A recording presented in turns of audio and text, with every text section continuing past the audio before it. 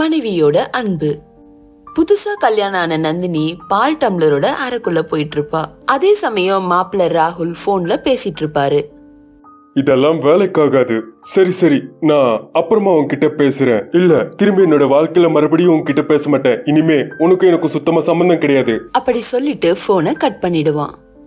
என்னாச்சுங்க, ஏன் இவ்ளோ டென்ஷனா இருக்கீங்க? உங்களுக்கு தெரியாதா இன்னைக்கு நமக்கு ரொம்ப முக்கியமான நாள்னு? அதெல்லாம் ஒண்ணும் கிடையாது நந்தினி. என்னுடைய ஃப்ரெண்ட்ஸ் பார்ட்டி கேக்குறாங்க, அதான் இப்ப முடியாதுன்னு சொல்லிட்டு இருக்கேன் அவங்களாண்ட. அதை தவிர வேற எதுவும் கிடையாது நந்தினி. வா, நீ வந்து என் பக்கத்துல உட்காரு. அப்படி சொல்லிட்டு நந்தினி கைகள்ல இருந்த பால் டம்ளரை வாங்கிப்பான் ராகுல். எனக்கும் இதான் முதல் வாட்டி. கொஞ்சம் வெக்கமாகவும் அதே மாதிரி பயமாவும் இருக்கு. எனக்கும் அப்படிதாங்க இருக்கு. இப்படி ரெண்டு பேரும் பயந்துகிட்டே இருந்தா நடக்க வேண்டிய காரியங்கள் நடக்காம போயிடாதா? நீ சொல்றதும் ஒரு வகையில உண்மைதான். எப்படியாச்சும் தைரியத்தை வர வச்சுக்கணும்னா. அப்படி சொல்லிட்டு லைட்டா ஆஃப் பண்ணிடுவான். மறுநாள் காலையில விடிஞ்ச உடனேயே நந்தினியும் ராகுலும் பேசிட்டு இருக்கும் போது சார்ஜ் போட்டு வச்சிருந்த மொபைல் போன் அடிச்சுக்கிட்டே இருக்கும். அத பார்த்த நந்தினியோட தங்கச்சி பூஜா அந்த போனை எடுத்துக்கிட்டு கொடுக்கலான்னு எடுத்துட்டு போகும்போது, அட இது என்ன, ஒரு பொண்ணோட நம்பர்ல இருந்து இத்தனை தடவை மாமாக்கு கால் வந்துகிட்டே இருக்கு. ஒருவேளை இது ஆபீஸ் காலா இருக்கும்னு பார்த்தா அதுவும் இல்ல. ஏன்னா மாமா ஒரு வாரம் ஆபீஸ்க்கு லீவ் போட்டாரு.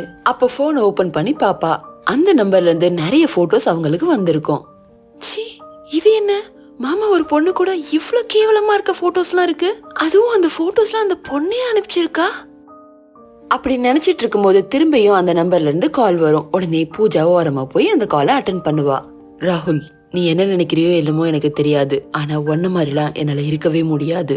நீ வேற பொண்ணு கல்யாணம் பண்ணிக்கிட்டு அவ கூட நிம்மதியா வாழ விடுவேன்னு மட்டும் நினைச்சிடாத. நம்ம ரெண்டு பேரும் சேர்ந்து எடுத்த போட்டோஸ், நம்ம ரெண்டு பேரும் பேசினது எல்லாமே என்கிட்ட ரெக்கார்டிங் இருக்கு. அதுல சிலதை உனக்கு அனுப்பியிருக்கேன், நீ பாரு. அத பார்த்தா உன்னோட டேலண்ட் உனக்கே புரிய வரும். ஒழுங்கு மரியாதையா எனக்கு ரிப்ளை பண்ணி என்கிட்ட வந்தனா உனக்கு நல்லது. இல்லனா நான் எவ்வளவு தூரத்துக்கு வேணா இறங்குவேன், பாத்துக்கோ. அந்த விதமா சொல்லிட்டு அந்த பொண்ணு காலை கட் பண்ணிடுவா. அப்ப பூஜாக்கு என்ன பண்ணணும் இல்ல என்ன சொல்றது ஒண்ணுமே புரியல. அப்போ ராகுல் அவகிட்ட வந்து, என்னம்மா என்னாச்சு? கையில போன் அடிச்சிட்டு இருக்கு ஒரு பக்கம், நீ அதை கண்டுக்காம வேற உலகத்துல இருக்க, என்னாச்சு? அப்படி பூஜா கையில இருந்த போனை அவன் வாங்கிப்பான். ஐயோ கடவுளே, நல்ல வேலை அவ என்னோட போனை பார்க்கல. பார்த்திருந்தா கதை கந்தல் தான். அப்படி நினைச்சுக்கிட்டே அந்த போனை பக்கத்துல எடுத்துட்டு போய் அட்டென்ட் பண்ணுவான். இப்ப வரைக்கும் நான் சொன்னது எல்லாமே உனக்கு புரிஞ்சிருக்கும்னு நான் நம்பிக்கிட்டு இருக்கேன். நான் அனுப்பின போட்டோஸ் அப்புறம் வீடியோஸ் எல்லாமே சாம்பிள்ஸ் தான். என்கிட்ட இன்னும் எவ்வளோ இருக்குன்னு உனக்கே நல்லா தெரியும்ல. அதனால என் கூட வந்து சந்தோஷமா வாழ்றியோ இல்லைன்னா நான் கொடுக்கற டார்ச்சர் தாங்காம சாவுறியோ அது உன் இஷ்டம். அப்படி சொல்லிட்டு காலை கட் பண்ணிடுவா. ராகுல் போன்ல இருக்க போட்டோஸ் ஓபன் பண்ணி பாப்பான். இவெல்லாம அவ எப்ப அமிச்சிருப்பான்? இந்த போட்டோஸ் எதுவுமே நான் பார்க்கவே இல்லைல்ல. ஒருவேளை அந்த பூஜை பார்த்திருப்பாளோ என்னவோ. சரி, இப்போதைக்கு இந்த கோமலியோட வாயை மூட வச்சா போதும். அதுக்கப்புறமா மத்தது எல்லாத்தையும் சமாளிச்சிடலாம். மறுபடியும் கோமலிக்கு கால் பண்ணுவான். கோமலி, நீ நினைக்கிற மாதிரி இங்க ஒண்ணுமே நடக்கல. இதை விட வேற என்ன நடக்க வேண்டியது இருக்கு? நீ என் கூட பழகிட்டு வேற ஒருத்தையே கல்யாணம் பண்ணிக்கிட்டு நீ என்னை காதலிக்கிறதுக்கும் அப்புறம் என்னை யூஸ் பண்ணிக்கிறதுக்கும் தான் நான் தேவைப்பட்டனா, கல்யாணம் பண்ணிக்கிறதுக்கு இல்லையா? கோமலி, ஒரு நிமிஷம் நான் சொல்றது கேளு. இந்த கல்யாணத்தை பண்ணிக்கிட்டதே உனக்காக தான். நீ ஏதோ ஒரு பெரிய பிசினஸ் வைக்கணும்னு நினைச்சிட்டு இருக்கல. நம்ம கிட்ட எப்படியோ அந்த அளவுக்கு காசும் கிடையாது. இவங்க வேற பயங்கரமான பணக்கார ஃபேமிலி மற்றும் அப்பாவிங்க கூட. எப்படியாச்சும் பண்ணி இவங்க கிட்ட இருந்து அந்த சொத்தை என்னுடைய பேர்ல எழுதி வச்சுப்பேன். அதுக்கப்புறமா இவளுக்கு டைவர்ஸ கொடுத்துட்டு உன்ன கல்யாணம் பண்ணிப்பேன். நம்ம இஷ்டத்துக்கு நம்ம பிடிச்ச பிசினஸ வச்சுக்கலாம். இதுதான் நான் சொல்லணும்னு நினைச்ச விஷயம். ஆனா எங்க நேரமே கிடைக்கல சொல்றதுக்கு. புரிஞ்சுக்கோ, பேச்ச மேல கோவம் குறைஞ்சுதா? சரி, இன்னைக்கு வேலைக்கு போயிட்டு வீட்டுக்கு சீக்கிரமா வா. உனக்கு பிடிச்ச சமையலை நான் பண்ணி வைக்கிறேன். அதே மாதிரி நீயும் எனக்கு பிடிச்ச மாதிரி நடந்துக்கோ. உனக்கு பிடிச்ச வேலை எனக்கும் ரொம்ப பிடிக்கும். அதனால நான் கண்டிப்பா செய்யறேன். அப்படி சொல்லிட்டு காலை கட் பண்ணிடுவான். அப்பாடா, எப்படியோ தப்பிச்சுக்கிட்ட. இனி யாருக்கும் சந்தேகம் வராம பாத்துக்கிட்டா அது மட்டும் போதும். அப்படி நினைச்சுக்கிட்டு பின்னாடி திரும்பி பார்த்தா ரொம்பவே கோபமா பூஜா அவன் பின்னாடி நின்னுட்டு இருப்பா. ஹே பூஜா, நீ என்ன பண்றீங்க?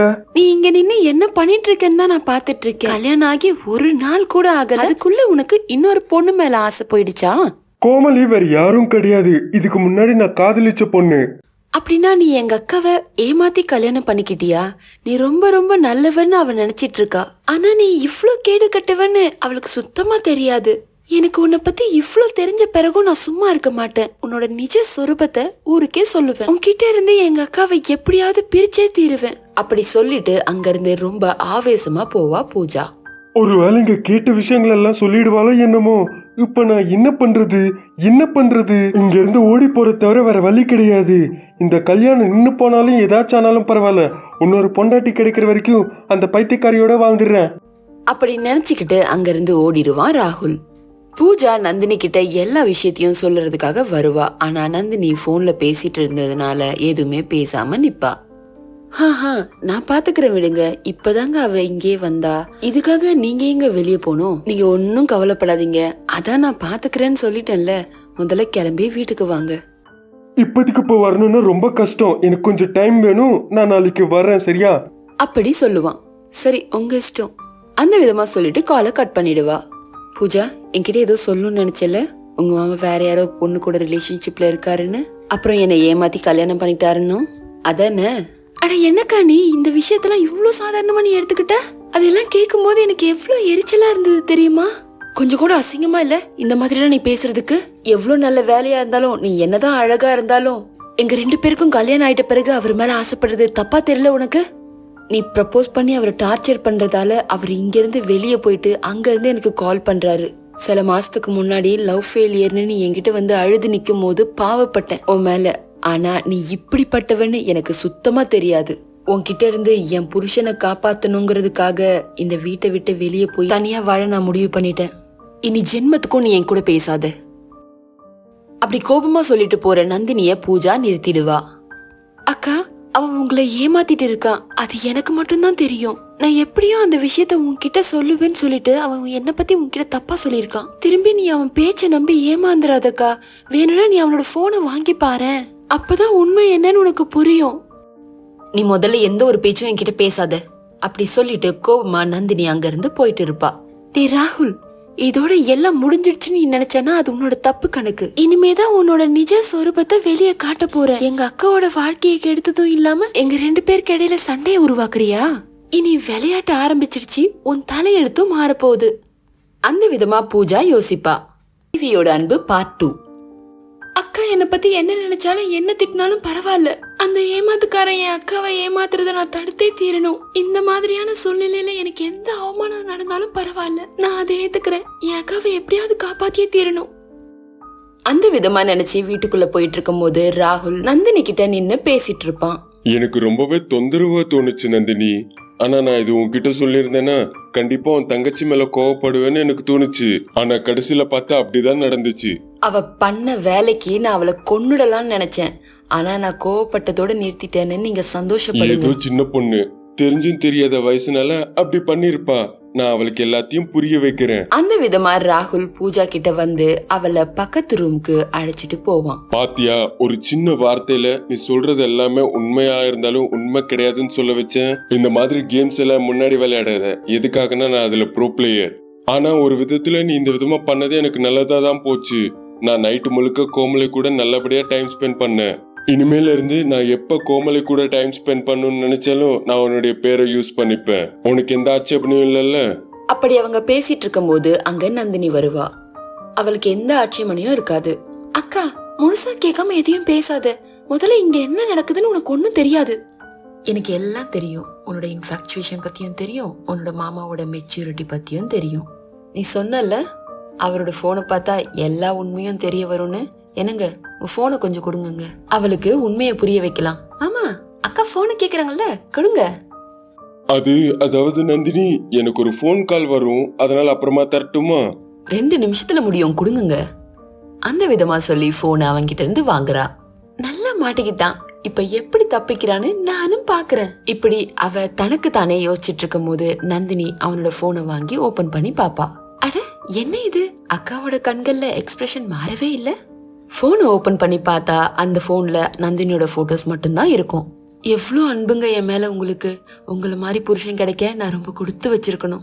எப்படிடா இவ்வளவு சீக்கிரம் எல்லாத்தையுமே மாத்தின? என்னுடைய பிளான் எனக்கு இருக்கும். நீ வீட்டுக்குள்ள சொல்லுவேன்னு தெரிஞ்ச உடனே எல்லாத்தையும் டிலீட் பண்ணிட்டேன். முதல்ல உங்க பேச்சு கொஞ்சம் நிறுத்துறீங்களா? பூஜா, நீயே பார்த்தல உன் மாமா எவ்வளவு நல்லவருன்னு. இனிமேலாவது கொஞ்சம் நல்ல விதமா நடந்துக்க பழகிக்கோ. அந்த விதமா சொல்லிட்டு அங்கிருந்து கிளம்பி போயிடுவா. இனிமேல இருந்து நீ என்ன சொன்னாலுமோ உங்க அக்கா நம்புற அவகாசமே இருக்காது. அதுதான் என்னுடைய ஆக்டிங் கேலிபர். இனிமேல இருந்து உன்னால எதுவும் பண்ண முடியாது. அதனால எல்லாத்தையும் மூடிக்கிட்டும் வேலை பார்த்துக்கிட்டா நல்லது. இல்லைன்னா என்னுடைய ஆக்டிங்கால இன்னும் சிக்கல் வரும் உனக்கு. கிளம்பு முதல்ல. நான் வேற கோமலிக்கு போன் பண்ணி நேத்து நைட்டு நடந்த எங்க மத்தியில ஸ்வீட் மூமெண்ட்ஸ் பத்தி பேசணும். அந்த விதமா ராகுல் பூஜாவை அந்த அறையில இருந்து துரத்திடுவான். பூஜா வெளியே வந்து உட்காந்து, இது இப்படியே தொடர்ந்து அவ்வளோ நல்லது கிடையாது. எப்படியாவது இதுக்கு முற்றுப்புள்ளி வச்சியே தீரணும். நான் என்ன பண்றது? கண்டிப்பா ஏதாச்சும் பண்ணியே தீரணும். அப்படி யோசிச்சுக்கிட்டே பூஜா உள்ள போகும்போது நந்தினி அங்க உட்காந்து அழுதுட்டு இருப்பா. அக்கா என்னாச்சுக்கா? ஏன் அழுதுட்டு இருக்க? முதல்ல நீ அழறத நிறுத்து. என்னாச்சுன்னு சொல்லுக்கா. சொல்றதுக்கு என்னடி இருக்கு? எனக்கு கல்யாணம் ஆச்சுன்னா நான் உனக்கு தாயாவும் என் புருஷன் உனக்கு தகப்பனாவும் இருக்கணும்னு ஆசைப்பட்டேன். ஆனா நீ ராகுல பார்த்தா ஏதாவது பண்ணணும்ன்ற நிலைமையில இருக்க. அது மட்டும் இல்லாம அவரை என்கிட்ட இருந்து பிரிக்கணும்னு நீ பாக்குற. சின்ன வயசுல இருந்து நீ என் கூடவே இருக்க. ஆனா ராகுல் என் வாழ்க்கை முழுசும் என் கூட இருக்கணும்ல. ஆனா நான் அவனை அப்படியே விட்டுற முடியாதுல்ல. நீ இந்த விதமா பண்ணிட்டு இருந்தனா உன்னை நான் எங்க இழந்துடணும்னு எனக்கு பயமா இருக்கு. அக்கா நீங்க பயப்படாதீங்க. மாமாவையும் உங்களையும் பிரிக்கணும்னு எந்த எண்ணமும் எனக்கு கிடையாது. என்ன இருந்தாலும் நீ என்னோட அக்கா. நான் எப்படிக்கா உன்னோட வாழ்க்கையை நாசமாக்கணும்னு நினைப்பேன்? அப்படிலாம் நான் எதுவும் பண்ண மாட்டேன்க்கா. நீ தானக்கா என்ன வளர்த்த. அப்படி இருக்கும்போது நான் எப்படிக்கா இப்படி தப்பெல்லாம் பண்ணுவேன்? சில விஷயங்கள் தெரிஞ்சா எவ்வளவு சந்தோஷமா இருக்குமோ அதே மாதிரி சில விஷயங்கள் தெரியாம இருக்கிறது தான் சந்தோஷத்தை தரும். நீ வருத்தப்படாதக்கா. எனக்கு காலேஜ் இருக்கு, நான் போயிட்டு வந்துடுறேன். அந்த விதமா நந்தினிக்கு தைரியத்தை கொடுத்துட்டு பூஜா அங்கிருந்து கிளம்பி போவா. பூஜா வண்டியில போயிட்டு இருக்கும்போது அந்த வழியா வந்த லாரி ஒண்ணு அங்க வந்த வண்டிய இடிச்சிடும். அப்ப பூஜா அந்த வண்டியில அடிபட்ட அந்த பொண்ணை ஆம்புலன்ஸ்ல கூட்டிட்டு ஹாஸ்பிட்டல் போயிட்டு இருப்பா. அந்த பொண்ணோட காயத்துக்கு ட்ரீட்மெண்ட் கொடுத்து பக்கத்திலேயே இருந்து அவ பாத்துப்பா. நினைவு வந்த பிறகு அந்த பொண்ணு சொல்லுவா, நீங்க யாருன்னு கூட எனக்கு தெரியல. நீங்க இவ்வளவு பெரிய உதவி எனக்கு பண்ணிருக்கீங்க. உங்களை நான் மறக்கவே மாட்டேன். நீங்க நான் காலேஜ்க்கு போயிட்டு இருக்கும்போது உங்களுக்கு அந்த லாரியில ஆக்சிடென்ட் ஆயிடுச்சு. அதனால உடனே பக்கத்துல இருக்க ஹாஸ்பிட்டலுக்கு கொண்டு வந்து சேர்த்தேன். ரொம்ப ரொம்ப நன்றிங்க. நான் இங்கதான் பக்கத்துல தங்கிட்டு இருக்கேன். ஏதோ ஒரு டென்ஷன்ல போயிட்டு இருக்கும்போது இந்த மாதிரி ஆயிடுச்சுங்க. அப்படியா? என்ன நடந்ததுன்னு தெரிஞ்சுக்கலாமா? அப்படி கேட்டதும் அவன் நடந்ததை சொல்லுவா. மறுநாள் காலையில பூஜா அந்த பொண்ணை ஹாஸ்பிட்டல்ல இருந்து தன்னோட வீட்டுக்கு அழைச்சிட்டு போவா. அவங்க 2 பேரும் பேசிட்டு இருக்கும் போது யாரோ கதவு தட்டுற சத்தம் கேட்கும். வெயிட் பண்ணு, நான் போய் பார்த்துட்டு வந்துடுறேன். கதவு திறந்து பார்த்தா எதிர்க்க ராகுல் இருப்பான். பூஜா, நீ என்ன பண்றீங்க? பதற்றப்படுறியா? சரி உள்ள வா. ராகுல், இதுதான் உன்னோட லவ்வா? என்ன பார்க்க ஹாஸ்பிட்டலுக்கு வரணும்னு கூட உனக்கு தோணல? நேத்துல இருந்து கால் பண்ணா போன் ஸ்விட்ச் ஆஃப்னு வந்துச்சு. அதனால தான் வீட்டுக்கு வந்திருந்தேன். ஆக்சிடென்ட் ஆனப்ப போன் கீழே விழுந்து உடைஞ்சிடுச்சு. இவ தான் என்னோட தோழி. இவ மட்டும் இல்லைன்னா நான் இன்னைக்கு உயிரோடவே இருந்திருக்க முடியாது. ஹாய்ங்க, ரொம்ப ரொம்ப நன்றிங்க காப்பாத்தினதுக்கு. ஐயோ, இதுல என்னங்க இருக்கு? ஆமா, நீங்க அவளுக்கு என்ன வேணும்? ஃப்ரெண்ட். என்ன மாதிரியா? ஃப்ரெண்ட் எல்லாம் கிடையாது, பாய் ஃப்ரெண்ட். இன்னும் கொஞ்ச நாள்ல நாங்க 2 பேரும் கல்யாணம் பண்ணிக்க போறோம். இதுக்கு பின்னாடி பெரிய ஸ்டோரி இருக்கு. இவனுக்கு ஆல்ரெடி கல்யாணம் ஆயிடுச்சு. அவங்கள கொன்னுட்டு சொத்தை அபகரிச்சு நாங்க 2 பேரும் கல்யாணம் பண்ணிப்போம். அப்படித்தானே ராகுல்? கொல்றதா? என்னடி உளர்ற? பூஜா அவர்களே, இது எதுவுமே நீங்க சுத்தமா கண்டுக்காதீங்க. நான் போய் சாப்பிடுறதுக்கு உங்களுக்கு ஏதாச்சும் கொண்டு வரேன். அப்படி சொல்லிட்டு ராகுல் வெளியே போவான். நல்லா வசமா மாட்டிக்கிட்டான். இனிமேதான் இருக்கு, இவன் என்கிட்ட நல்லா மாட்டிக்கிட்டு முழிக்க போறான். ஓஹோ, இந்த அளவுக்கு வந்துச்சுன்னா நான் ரொம்பவே பத்திரமா இருக்க வேண்டியதுதான். அதுக்குன்னு என்னால பயந்துகிட்டெல்லாம் இருக்க முடியாதுல்ல. அவங்க அக்கா கிட்ட இருந்து தூரம் பண்ணா மட்டும் போதாது, கோமலி கிட்ட இருந்தும் இவ்வளவு தூரம் பண்ணணும். எல்லாத்துக்கும் ஒரே ஒரு ட்ரீட்மெண்ட், எனக்கு தெரிஞ்ச ட்ரீட்மெண்ட். காப்பி பேஸ்ட் பண்ணிட வேண்டியதுதான். சொந்த அக்காவை என்னுடைய நாடகத்தை நம்பினப்ப நேத்து இல்லாம முந்தா நேத்து பிறந்த நட்பு என்னுடைய நாடகம் முன்னாடியாலோ அப்படின்னு நினைப்பான். கனமழை இரவு பார்ட் 3. டேய் சுரேஷ், நான் உனக்கு எத்தனை வாட்டி சொன்னேன்டா, நம்ம ஒருத்தனை ஏமாத்துறோம்னா முதல்ல அவனுக்கு நம்பிக்கை தர்ற மாதிரி அவனுக்கு கொஞ்சம் நல்லது கூட பண்ண வேண்டியது இருக்கும். அதை தாண்டா நம்மளுடைய முதலீடு. நேரா நமக்கு தேவையானது கேட்ட எவனுமே தரமாட்டான்.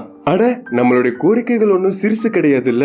முதல்ல நம்ம கொஞ்சம் நடிச்சு அதன் பிறகு அது பண்றோம் இது பண்றோம் சொல்லி அவனாண்ட காசு ஆட்டைய போடணும். இது எல்லாத்தையும் விட முதல்ல அவங்களுடைய அவசரம் என்னன்னு புரிஞ்சுக்கிட்டு அதுல அடிக்கணும். இது எதுவுமே பண்ணாம நான் முந்திக்கிட்டேன்னா உன்ன மாதிரி புக் ஆக வேண்டியது இருக்கும். ஒரு நிமிஷம் இரு, யாரோ எனக்கு தெரிஞ்சவங்க மாதிரி இருக்காங்க, ஏதாச்சும் வேலை நடக்குமோன்னு நான் பாக்குறேன். நீலிமாவும் ஸ்வாதியும் வேலை தேடி ஆபீஸா சுத்திட்டு இருக்கும் போது ஒரு ஆபீஸ்ல அவங்க தூரத்து சொந்தக்காரரான கணேஷ் தென்படுவான். அட அக்கா, நீங்க என்ன பண்றீங்க இங்க? கணேஷ், நீ எப்படிடா இங்க? அடையாளம் தெரியாத அளவுக்கு மாறிட்ட. நாமெல்லாம் மீட் பண்ணி எவ்வளோ நாள் ஆகுதுல்ல? நானும் இதே ஆபீஸ்ல தான் வேலை பாக்குறேன். அப்படியா? நாங்க ஒரு வேலைக்காக செருப்பு தேய்ற அளவுக்கு சுத்திட்டோம்டா. உன் ஆபீஸ்ல எங்களுக்கு ஒரு வேலை வாங்கித்தாடா. சரி சரி, அந்த விஷயத்த நான் பாத்துக்கிறேன். இன்னும் 2 நாட்கள்ல உங்களோட கையில ஜாப் இருக்கும், ஓகேவா? ரொம்ப நன்றிடா. சரி, வீட்டுக்கு வந்துட்டு போடா. அப்படி சொன்ன உடனே கணேஷ் அவங்க வீட்டுக்கு போயிட்டு இருப்பான். அப்போ வழியில போலீஸ் தென்படுவாரு. என்னம்மா நீலமா இந்த பக்கம்? என்ன இன்னும் உங்களுடைய வேலை வேட்ட முடியலையா? உங்களுக்கு வேலை கிடைச்ச மாதிரி தானே?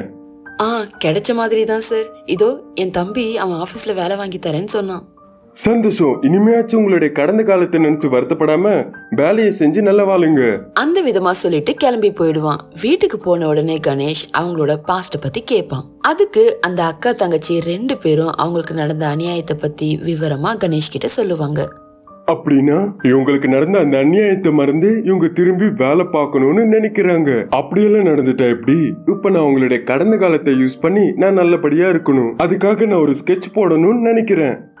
அந்த விதமா நினைச்சுக்கிட்டே யோசிக்க ஆரம்பிப்பான். அப்படியே 2 நாள் போகும். கணேஷ் வேலை பத்தி பேசாததால அந்த சுவாதிக்கு கொஞ்சம் சந்தேகம் வரும். கணேஷ், 2 நாள்ல வேலை வாங்கி தரேன்னு சொன்ன, என்ன ஆச்சுடா? அக்கா, அது வந்து நீங்க பேப்பர் பார்க்கலையா அக்கா? நான் பேசிட்டேன். ஆனா இந்த 2-3 நாட்களா மழை இருக்குன்னு சொன்னாங்கல்ல, எல்லா ஆபீஸ்க்குமே லீவ் கொடுத்திருக்காங்க போல. அதனால தான் முடியல. என்னால நம்பிக்கை இல்லையா அக்கா உங்களுக்கு? ஐயோ, அப்படிலாம் கிடையாதுடா. எங்களோட அவசரம் எங்களுக்கு தானே தெரியும். சரி, உள்ள வா, நம்ம எல்லாரும் சேர்ந்து டிவி பார்க்கலாம். அப்படி கணேஷ உள்ள கூட்டிட்டு போய் அவங்க 3 பேரும் சேர்ந்து டிவி பார்ப்பாங்க. கொஞ்ச நேரம் கழிச்சு பயங்கர இடி மின்னல் சத்தத்தோட மழை பெய்யும். அக்கா, மழை பெய்யறத நினைச்சாலே நமக்கு நடந்த கொடுமை தான்க்கா ஞாபகம் வருது. ரொம்ப பயமா இருக்குக்கா. எனக்கும் அப்படிதாண்டி இருக்கு. அப்ப யாரோ கதவு தட்டுற சத்தம் கேட்டதும் நீலிமாவும் சுவாதியும் ரொம்பவே பயந்து போய் கணேஷோட கைகளை இறுக்கமா பிடிச்சிட்டு இருப்பாங்க. அப்படி அந்த மழை பெய்யற வரைக்கும் அவங்க 2 பேரும் அப்படியே இருந்தாங்க. கொஞ்ச நேரம் கழிச்சு அந்த மழை நின்ன பிறகு அவங்க 2 பேரும் கணேஷ் கிட்ட இருந்து எழுந்து வெளியே போவாங்க. உடனே கணேஷ் தான் கிட்ட இருந்த போன் எடுத்துக்கிட்டு வெளியே போய், டேய் சுரேஷ், இன்னைக்கு எப்படியாச்சும் என்னுடைய வேலையை நான் கண்டிப்பா முடிச்சாகணும்டா. நம்பிக்கை டைம்னு என்னென்னமோ சொன்னேன், அதுக்குள்ளேயே நீ முந்திக்கிறியா? முந்திக்க முடியலன்னா வேலை நடக்காது. சரி, நான் அந்த வேலையில இருக்கேன். அப்படி பக்கத்துல இருக்க தண்ணி எடுத்து தலையில ஊத்திக்கிட்டு கிச்சன்ல இருக்க சுவாதி கிட்ட போவான். என்னடா இப்படி நினைஞ்சிருக்க? மழைதான் நின்னு போச்சுல்ல? மழையெல்லாம் நின்னுருச்சு. ஆனா நான் போன் பேசிக்கிட்ட நடந்து போயிட்டு இருக்கும்போது வீட்டு கூரை மேல நின்ன தண்ணி என் மேல ஒளிவிடுச்சு. சரி சரி, இப்படியே இருந்தனா கோல்ட் ஆயிடும். இரு, நான் வந்து தொடச்சு விடுறேன். அப்படி துண்டை எடுத்துட்டு வந்து தொடக்க ஆரம்பிப்பா சுவாதி. இனி நிக்க வேண்டிய அவசரமே கிடையாது. என்னுடைய வேலையை காட்ட வேண்டியதுதான். டே கணேஷ், நல்லது கெட்டது பார்க்காம உன்னுடைய வேலையை ஆரம்பிச்சிடு. அப்படி நினைச்சதும் உடனே சுவாதிய கூட்டிட்டு போய் பெட் மேல உட்கார வைப்பான். சுவாதியோட சத்தம் கேட்டதும் நீலிமா அங்க வருவா. உடனே அங்க பக்கத்துல இருந்த கயிறு எடுத்து அவங்க 2 பேரையும் பெட் மேல தள்ளி விட்டு கைகளை கட்டி விட்டுருவான். தம்பி, நீ பண்றது சரி கிடையாது. நீ பண்றது ரொம்ப ரொம்ப தப்புப்பா. ஏற்கனவே எங்களுக்கு நடந்த கொடுமையை நினைச்சு நாங்க ரொம்ப ரொம்ப தினம் கஷ்டப்பட்டுட்டு இருக்கோம். நாங்க ரொம்ப நம்பின தம்பியே இந்த மாதிரி பண்ணானா நம்பிக்கைக்கே நம்பிக்கை இல்லாம போயிடும்டா. அக்கா அக்கான்னு ரொம்ப பாசமா கூப்பிட்ட, அப்புறம் இப்படி பண்ண உனக்கு எப்படி மனசு வந்ததுடா? கொஞ்சம் நிறுத்துங்க உங்களுடைய முட்டாள்தனமான பேச்ச. நான் எல்லாரையும் ஏமாத்தி காசு தான் திருடுவேன் தவிர இந்த விதமா கேவலமான வேலை எல்லாம் பார்க்க மாட்டேன். எனக்கு எல்லாத்தையும் விட பணம் தான் முக்கியம். நீங்க உள்ள வந்த பிறகு அசையாம இருக்கிறதுக்காக கட்டுறதுக்கு இந்த கயிறு தான் கிடைச்சது. உங்களை எங்க கட்டி போடுறதுன்னு தெரியாம பெட் மேல தள்ளி விட்டு நான் கட்டி போட்டேன். அது தவிர வேற எந்த ஒரு கெட்டனமும் எனக்கு கிடையாது. உங்களுடைய கடந்த காலத்தை நினைச்சு எனக்கு கவலை வர்றது தவிர என்னுடைய வேலையும் நான் பார்க்கணும்ல. மரியாதையா எங்க பணம் காசு எல்லாம் ஒழிச்சு வச்சிருக்கேங்கன்னு சொல்லுங்க. அது அனைத்தும் எடுத்துக்கிட்டு நான் கிளம்பிடுறேன். ஒருவேளை பணம் எங்ககிட்ட இருந்ததுன்னா இப்படி ரோடோட சுத்தி வேலை தேட வேண்டிய அவசியம் எங்களுக்கு எப்படிடா வந்திருக்கும்? நீ வீடு ஃபுல்லா தேடி சுத்தினாலும் உனக்கு 1 ரூபா கூட கிடைக்காதுடா. பொண்ணுங்களுக்கு தங்கம் வெள்ளின்னு ஏதாச்சும் இருக்கும்ல. அப்படி பீரோ கிட்ட போய் ஃபுல்லா தேட ஆரம்பிப்பான். எங்க பார்த்தாலும் அவங்க அம்மா அப்பா போட்டோவை தவிர உள்ள ஒத்த பைசா கூட கணேஷ்க்கு தென்படல. டேய் தம்பி, நீ என்ன வேணா பண்ணிக்கோ, ஆனா உள்ள இருக்க அம்மா அப்பா போட்டோவை மட்டும் எதுவும் பண்ணிடாதடா ப்ளீஸ். எங்க கிட்ட எந்த ஒரு எதிர்பார்ப்பும் சுயநலமும் இல்லாம வளர்த்தாங்கன்னா அது அம்மா அப்பா மட்டும்தான். அவங்க 2 பேர் நினைவுகள்ல தான் எங்களுக்கு நம்பிக்கை இருக்கு. வேற எங்கேயுமே எங்களுக்கு அது கிடைக்கல. அவங்க 2 பேர் போட்டோவை நாங்க பாக்கலனா இந்த உலகத்துல நம்பிக்கை இல்லாம அனாதை மாதிரி நாங்க வாழ்வோம்டா. அந்த விதமா சொல்லுவா சுவாதி. சுவாதியோட பேச்சை கேட்டதும் கணேஷோட கண்கள்ல கண்ணீர் வழிய ஆரம்பிக்கும். அக்கா, அம்மா இறந்த பின்பு யார் மேலேயும் எனக்கு நம்பிக்கை இல்லாத காரணத்தினால நான் இப்படி திருடன மாற வேண்டியது வந்துச்சு. நம்ம ஆளுங்கன்னு பார்க்காம எல்லாரையும் ஏமாத்தி பொழைக்கிறேன். ஆனா இன்னைக்கு உன்னுடைய பேச்சு என்னுடைய கண்களை திறக்க வச்சது. இனிமேல இருந்து நான் உங்க கூடவே இருந்து கஷ்டப்பட்டு பொழைச்சு நான் வாழ நினைக்கிறேன். என்ன உங்க கூட தங்க விடுவீங்களா அக்கா?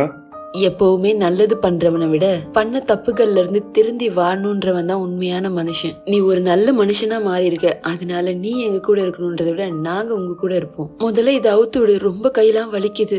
கணேஷ் கட்டுகளை அவிழ்த்து விடுவான். உடனே சுவாதி பக்கத்துல இருந்த கட்டையை எடுத்து அவன் மண்டையிலேயே அடிப்பா. கொஞ்ச நேரத்துல எங்க இதயமே நின்னு போன மாதிரி ஆச்சு. இப்படியா பண்ணுவ? அப்படி அடிக்கும் போது கணேஷ் அவங்கள நிறுத்தி, நீங்க இவ்வளவு பெரிய ராட்சசின்னு தெரிஞ்சிருந்தா நான் கண்டிப்பா கட்ட ஒத்துருக்க மாட்டேன்க்கா. கையில கட்டி இருக்கும்போது எனக்கு கிளாஸ் எடுத்தப்பவே நல்லா இருந்தேன். இப்படி கட்ட ஒத்த பிறகு என்ன உமன் ஹேண்ட்லிங் எல்லாம் பண்ணக்கூடாது. அப்படி சொன்ன உடனே 3 பேரும் சிரிப்பாங்க. அன்னையில இருந்து 3 பேரும் எந்த வேலை கிடைச்சாலும் சந்தோஷமா ஏத்துக்கிட்டு நல்லா செஞ்சு வாழ்ந்துட்டு வந்தாங்க.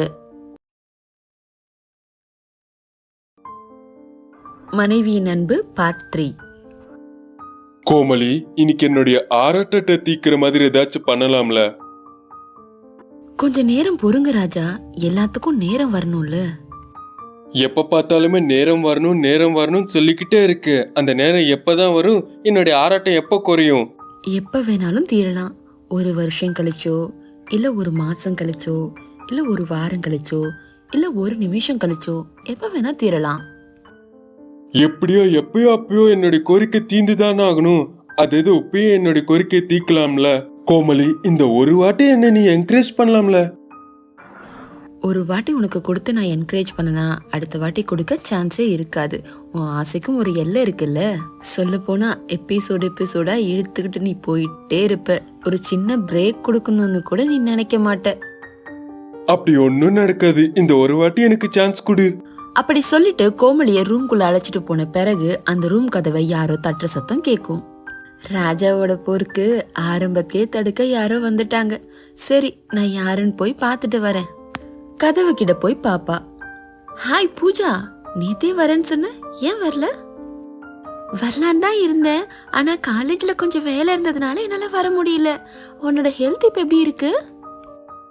அவளுடைய ஹெல்த்த பாத்துக்க தானே நான் இருக்கேன். அதெல்லாம் செட் ஆயிடுச்சு. ஆனா ஒரு சின்ன ஆபரேஷன் பண்ணலாம்னு யோசிக்கிற நேரத்துல தான் நீங்க உள்ள வந்தீங்க. ஆபரேஷனா? என்ன ஆபரேஷன்? ராகுல் சொன்ன ஆபரேஷன் வேற ஆபரேஷன். சரி, அதை விடு. உன் அக்கா எப்படி இருக்காங்க? சொல்றதுல என்ன இருக்கு? வாங்க, நம்ம 3 பேரும் போய் அவளை பாப்போம். அவளுக்கு நான் உங்களை அறிமுகப்படுத்தி வைக்கிறேன். ஆமா ராகுல், வா, நம்மளும் போய் அவங்கள பார்த்துட்டு வந்துடலாம். அவங்களுக்கு புதுசா வேற கல்யாணம் ஆயிருக்கு. நமக்கு ஏதாவது டிப்ஸ் கிடைக்குமான்னு பார்க்கலாம். ஐயோ, அப்புறமா எப்பயாச்சும் சந்திக்கலாம்ல கோமலி? இப்பதானே உன்னோட ஹெல்த் செட் ஆயிட்டு இருக்கு. ஐயோ, என் ஹெல்த்துக்கெல்லாம் ஒன்னும் இல்ல. வா போய் பார்க்கலாம். உனக்கு தேவைப்படுறது கேட்கும் போதெல்லாம் என் ஹெல்த்துக்கு ஏதாவது ஆச்சான்னு உனக்கு தோணாது. வரியா இல்லையா? அதாவது அது அப்படி கிடையாது. அது வந்து அதான் நமக்கு கல்யாணம் ஆகல ஒன்னும். இப்படி இன்னொருத்தங்களாண்ட போனா அவங்க என்ன நினைப்பாங்க நம்மள? எல்லாருமே பூஜா மாதிரி ரொம்ப மெச்சூர்டா யோசிக்க முடியாதுல்ல. எங்க அக்கா அப்படிலாம் எதுவும் நினைக்க மாட்டா. நீங்க வாங்க. இப்படி வெளியே சொல்லிட்டு உள்ளுக்குள்ள, இந்த தடவை எப்படி தப்பிக்கிறான்னு நானும் பாக்குறேன் அப்படி யோசிப்பா. வேற வழியே இல்லாம ராகுல் கோமலி கூட போவான். கொஞ்ச தூரம் போன பிறகு நந்தினி கிட்ட இருந்து போன் வரும். என்னங்க, எங்க இருக்கீங்க நீங்க? கொஞ்சம் வீட்டுக்கு வரீங்களா? பூஜா அவளோட ஃப்ரெண்ட கூட்டிட்டு நம்ம வீட்டுக்கு வராலாம். ஐயோ, நான் எதுக்கு நந்தினி? அதாவது நந்தன், நீ சந்திக்கலாம்ல. போதும், நீங்க உங்க விளையாட்டை நிறுத்துங்க. நமக்கு புதுசா கல்யாணம் ஆனதால நம்மள பார்க்க வராங்க. அப்ப நீங்க இல்லனா அது அவ்வளவு நல்லா இருக்காது. அதனால ஒழுங்கு மரியாதை வீட்டுக்கு கிளம்பி வர வழிய பாருங்க. சீக்கிரம் வாங்க. சரி, எப்படி அப்படி வந்துடுறேன். அப்படி சொல்லிட்டு போனை கட் பண்ணிடுவான். கோமலி, ஆபீஸ்ல இருந்து போன் வந்திருக்கு. நான் அர்ஜென்ட்டா கிளம்பி ஆகணும். அங்க ஏதோ பெரிய ப்ராப்ளம் வந்திருக்கு போல. இவ்ளோ தூரம் வந்துட்டு திரும்பி போனா எப்படி ராகுல்? ஜஸ்ட் உள்ள வந்து ஒரு காஃபியாவது குடிச்சிட்டு போனி. உனக்கு இதெல்லாம் தெரியாது கோமலி. உள்ள வந்து அவ்வளவுதான், வீடே எரிஞ்சு சாம்பலாயிடும். அது வந்து ஆபீஸ்ல சொல்ல வரேன். முதல்ல நீ போய் பாரு. வேலை முடிச்சோன்னே நான் வரேன். அவங்கள அங்கேயே அப்படியே விட்டுட்டு ராகுல் அங்க இருந்து கிளம்பிடுவான். அப்புறம் தன்னோட ஃப்ரெண்டு கால் பண்ணி ஒரு ரெஸ்டாரண்ட்ல மீட் பண்ணுவான். அடடே, என்னோட தலையை வெடிச்சிரும் போலடா. அட என்ன ஆச்சுடா? நல்லா தானே இருக்கு 2 பொண்ணுங்க கூட. அட என்னடா நல்லா இருக்கு. கோமலி ரிச் கிட்னால எவ்வளவோ கஷ்டப்பட்டு அவளை லவ் ட்ராக்ல விழ வச்சேன். ஆனா அவகிட்ட இருந்து ₹1 கூட எனக்கு கிடைக்கல. எப்பயாச்சும் கிப்ஸை தவிர வேற எந்த ஒரு லாபமும் கிடையாது. எப்படியாச்சும் அவளை விட்டுறணும்னு வேற ஒரு கல்யாணம் பண்ணா என்னையே புடிச்சிட்டு இருக்கா. ஏதோ சில பல சிக்கல்களான நேரத்துல என்னுடைய கோரிக்கைகளை தீர்த்துக்கிறதுக்காக நந்தினியை சாவடிச்சுட்டு சொத்து கிடைச்சோன்னு உன்கிட்ட வரேன்னு சொல்லி வச்சேன். அப்பத்துல இருந்து அந்த விஷயத்தையே புடிச்சிட்டு உட்காந்துருக்கா. இதெல்லாம் ஒரு அடினா இன்னொரு பலமான அடி. நந்தினியோட தங்கச்சிக்கு எங்களோட விஷயம் முழுக்க தெரிஞ்சு போச்சு. இதெல்லாத்தையும் எப்படி தாக்கு பிடிக்கிறது, எந்த நேரத்துல எந்த சிக்கல் வரும்னு புரியாம மண்டை பிச்சுக்கிறது எனக்கு. ஆமா, அது சரி. அவ என்னடா பார்க்க நந்தினி மாதிரி இருக்கா? எங்கடா? ராகுல் அந்த பக்கம் திரும்பும்போது நந்தினி, பூஜா, கோமலி இவங்க 3 பேரும் ரெஸ்டாரண்ட்டுக்குள்ள வருவாங்க. நந்தினி மாதிரி இருக்கிறது என்னடா? அவதான்டா நந்தினி. பக்கத்துல பூஜா, கோமலி சேர்ந்து வராங்க. அவங்க கண்ணில் மட்டும் நான் மாத்தினேன். என் கதை அதோ கதை தான். ஏதாச்சும் பண்ணு. சரி சரி, முதல்ல இந்த டேபிள் கீழே ஒழிஞ்சிக்கோ, நான் பாத்துக்கிறேன் மத்தது. அந்த விதமா சொல்லுவான். ஃப்ரெண்டு சொன்ன உடனே ராகுல் அந்த டேபிள் கீழே போய் ஒளிஞ்சிப்பான். எந்த ஜென்மத்துல யார் வீட்டுல திருடனா நுழைஞ்சனோ இப்ப இந்த மாதிரி அனுபவிக்கின்றதா இருக்கு. Hello, excuse me. ரெஸ்டாரண்ட் ஃபுல்லாவே ஃபுல்லாயிடுச்சு. இந்த ஒரு டேபிள் மட்டும் தான் காலியா இருக்கு. நாங்க 3 பேரும் இங்க உட்காந்துக்கலாமா? அதாவது என்னுடைய ஃப்ரெண்ட் இருக்காங்க, அவன் இப்பதான் வெளியில போனான், எப்ப வேணாலும் வந்துருவான். சரிங்க, அவர் வந்துட்டா நாங்க எழுந்துடுறோம். அது வரைக்கும் நாங்க இங்கேயே உட்காந்துக்கிறோம். அப்படி சொல்லிட்டு அவங்க 3 பேரும் அந்த சேர்ல உட்காருவாங்க. அட, நீங்க ஏஞ்சாதானே அவனால வெளியிலேயே வர முடியும். டே ராகுல், உன்னை டைம் நல்ல பந்தாட்டம் ஆடுதுடா. எப்படி தப்பிக்க போறியோ அப்படின்னு நினைச்சுப்பான்.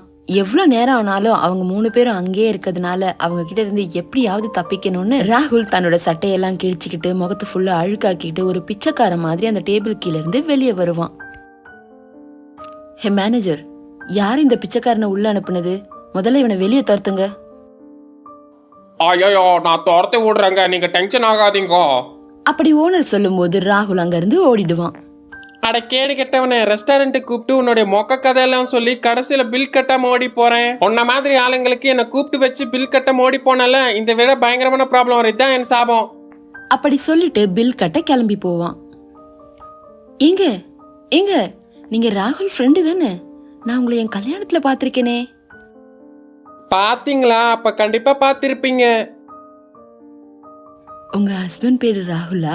என் பாய் ஃப்ரெண்ட் பேரு கூட ராகுல் தான். அட ராகுல், ரொம்ப ராயல்ட்டியா ரொம்ப ராங்கே மாடுறடா நீ. என்னமோ நீங்க சொல்ல வரீங்க? ஓ அதுவா, வாட் கோஇன்சிடென்ட்னு சொல்றேங்க. ராகுல் இல்ல, அவருடைய ஹஸ்பண்ட் பேரு. அதே மாதிரி உங்களுடைய வருங்கால புருஷனோட பேரும் ராகுல் தானே, அதுதான். அட சூப்பருங்க. ராகுல் ராகுல் ரொம்ப நைஸ் நேமுங்க. வெறும் பேர் மட்டும்தான். சரி சரி, நீங்க உட்காந்து சாப்பிடுங்க. உங்க ஃபுட்டு தான் கம்ப்ளீட் ஆகலைல்ல? இல்லைங்க, எனக்கு ராகுல் கூட கொஞ்சம் வேலை இருக்கு.